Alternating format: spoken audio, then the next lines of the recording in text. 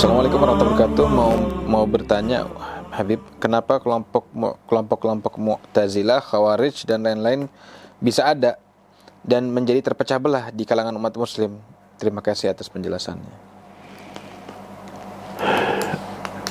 Jadi kenapa ada kelompok Mu'tazilah ya?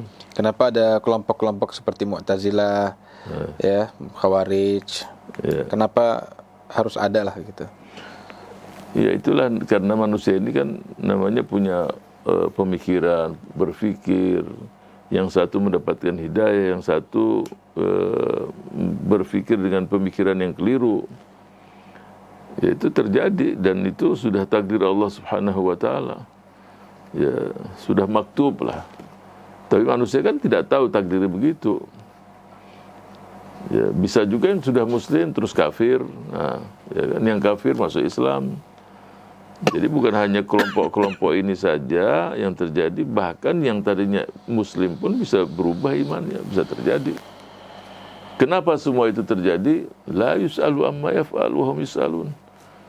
Ya. Kalau Allah inginkan semuanya juga beriman, ya bisa terjadi. Ya, tapi inilah hikmah Allah, semuanya itu sebagai ujian di dunia ini.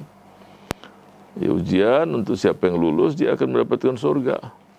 Maka mereka-mereka yang menentang Allah Subhanahu wa taala, ya dia mendapatkan balasan.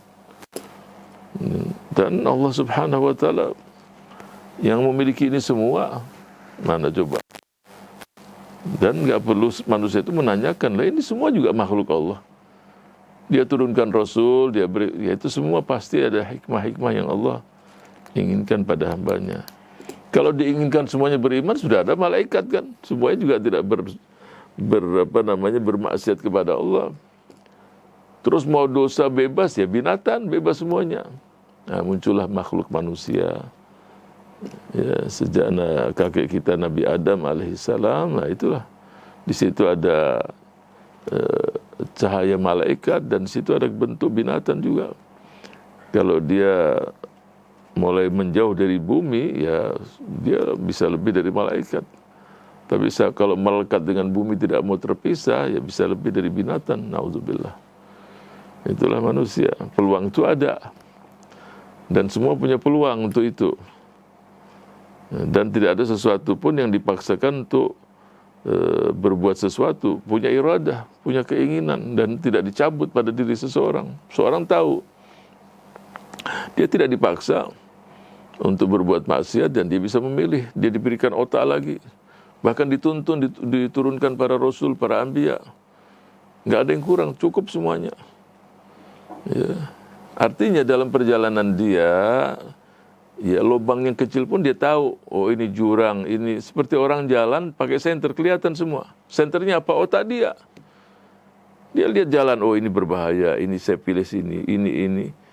Dia dikasih semuanya, diberikan pilihan. Kenapa sih mau terus lompat ke jurang? Ya itu salah sendiri. Tahu itu lubang banyak binatang, kenapa ke situ? Dan biasanya godaan-godaan untuk seseorang dalam perjalanan itu luar biasa. Ya, godaannya banyak, tapi dia dibekali itu semua. Bahkan dia diperintahkan untuk jalan, jangan jalan sendiri. Berkelompok supaya selamat, semua dibimbing. Tapi manusia tetap memilih hal-hal yang. Jadi kalau ada kelompok-kelompok yang Mu'tazilah, Qadariyah, Jabariyah, terus yang lain-lain, kelompok ini, ya itulah manusia-manusia yang ada di bumi ini yang ingin punya pengikut, bahkan ada yang non-muslim juga. Semua juga sudah maktub, sudah Allah takdirkan, tapi kita diberikan pilihan yang bisa menyelamatkan kita dari kelompok-kelompok yang sesat. Ya.